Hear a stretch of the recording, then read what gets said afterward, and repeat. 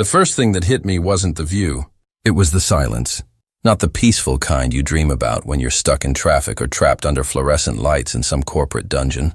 This silence was heavier, unnatural, the kind that makes your skin prickle before you even understand why. I'd been gone 6 years. 6 winters that froze the pipes of my family's cabin while I was working contracts out in Wyoming, rigging oil wells until my hands looked like cracked leather. 6 summers of sending checks back home to cover Mom's treatments until her fight finally ended in a hospice bed far from these mountains. Through it all, the only thing that kept me sane was the thought of coming back. Back to the cabin my great-grandfather, hand-built with logs, he felled himself in 1921, back to the valley that had carried the forester name long, before zoning boards and HOAs ever existed. When my boots crunched on that familiar gravel road again, I expected the air to taste like memory, pine sap, cold creek water, wood smoke ghosts from 1,000 campfires. Instead, it reeked of something sterile, chlorine from manicured lawns, fertilizer strong enough to burn your nose, the mountain's natural perfume buried under chemicals and concrete.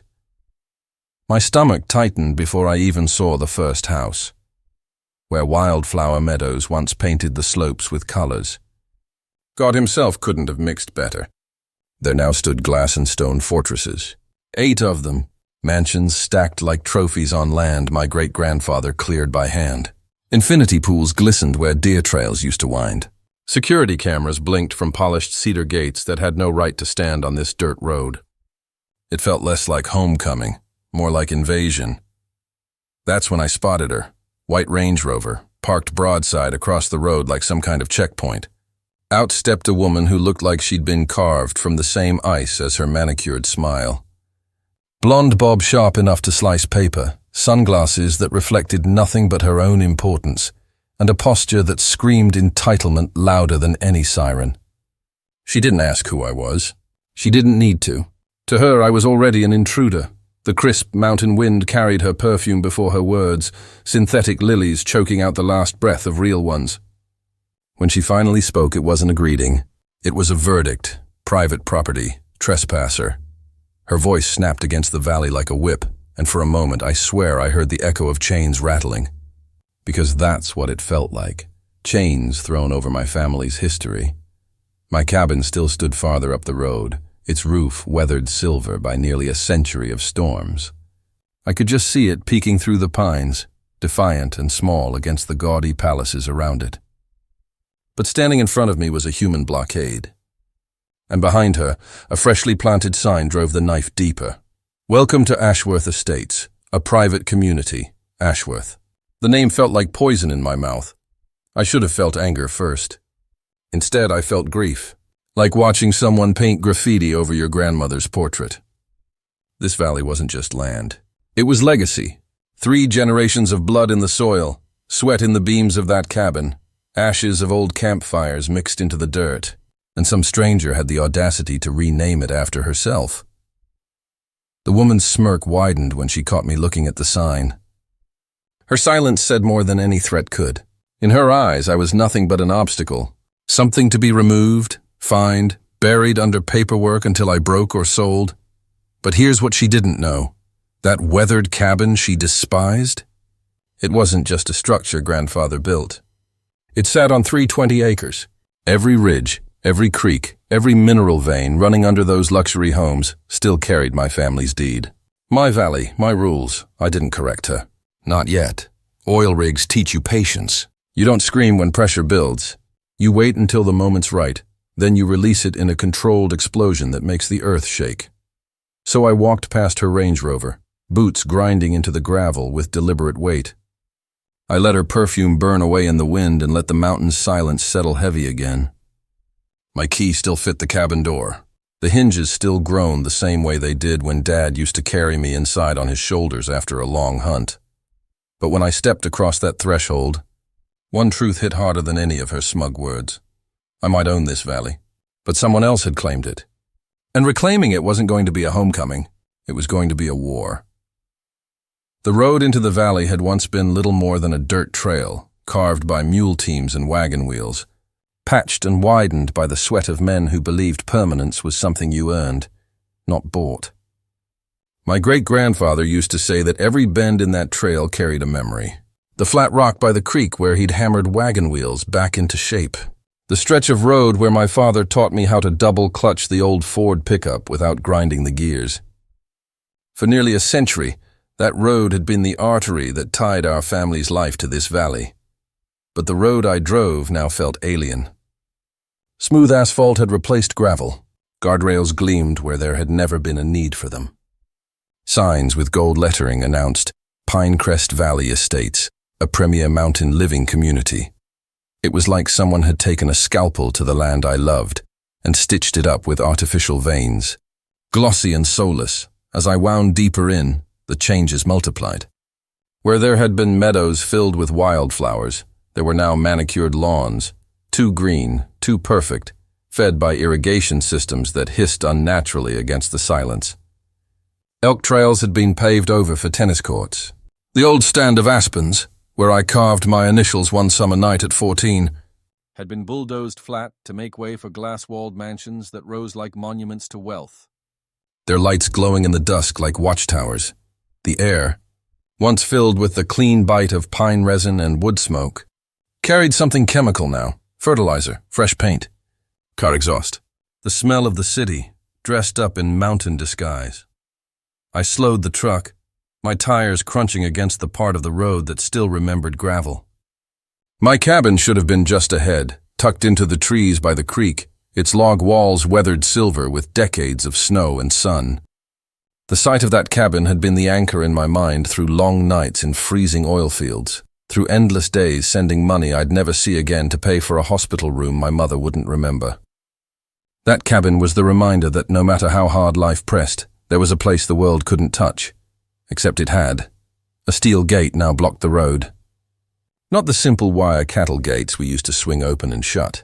This was iron, tall and black, bristling with spikes, crowned with an electronic keypad and a polished brass plaque that declared private community access, residents only. My family's road, locked. My family's land, branded with someone else's name. For a long moment, I just sat there, the engine idling, hands locked on the wheel, staring at the thing like it was a foreign creature. Then with a bitter laugh, I shifted into park, killed the engine, and stepped out.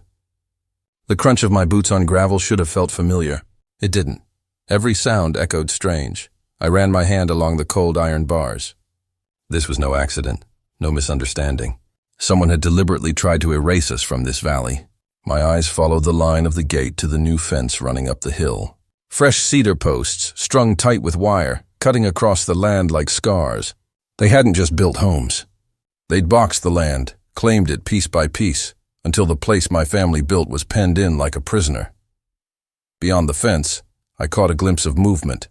A figure stepping out of a sleek white SUV, its engine purring like some domesticated predator. She emerged in designer boots that had never touched mud, a blonde bob sharp enough to slice the air around her.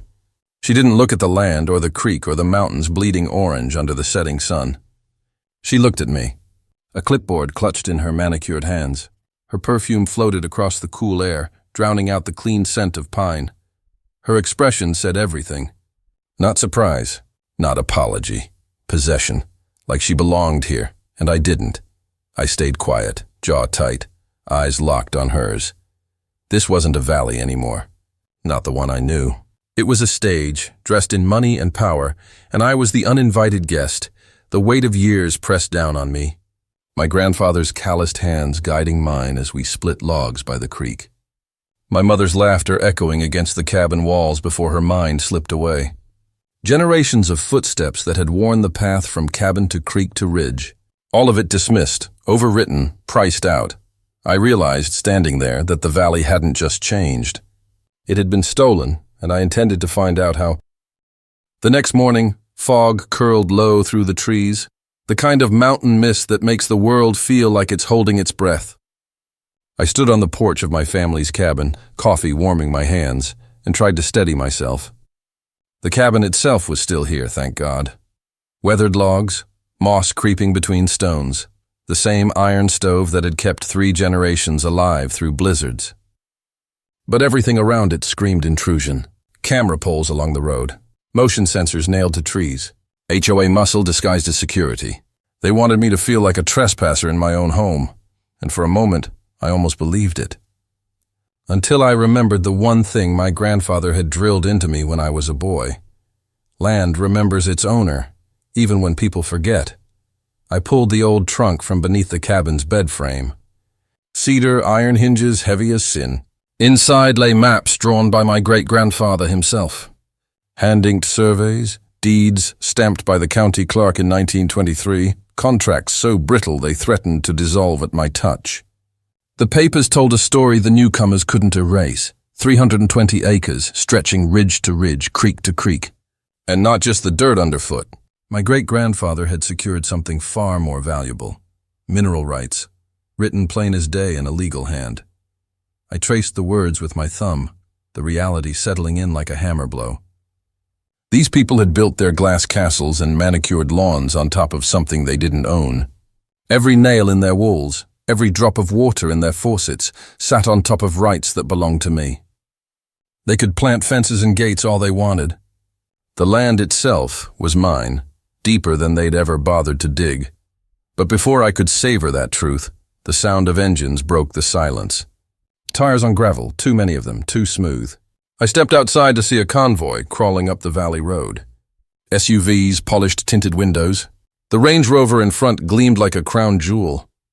Behind it, 3 more vehicles carried people in tailored clothes, clipboards, expensive sunglasses.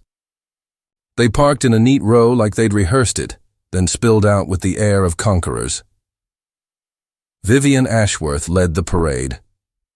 She didn't glance at the cabin, at the ridge, at the history in the timber. Her eyes fixed on me like I was an obstacle, not a man. She flipped through a manila envelope thick as a phone book, stuffed with violation notices, citations, threats dressed up as legalese. Landscaping noncompliance, roof color violations, unauthorized structures. She rattled them off like charges in a courtroom, her voice smooth and venomous.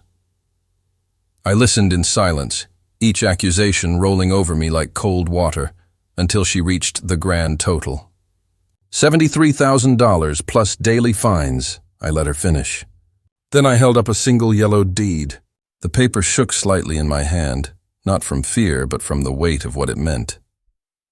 This land, I said quietly, wasn't carved by your pen. It was carved by calloused hands, built before you were born. And every acre, every stone, every mineral under your mansions belongs to me. Her smirk faltered, just for a second. I didn't wait for her answer. Instead, I walked to the old fence line, set the deed on the weathered post, and pressed my palm flat against it. Behind me, the cabin stood strong.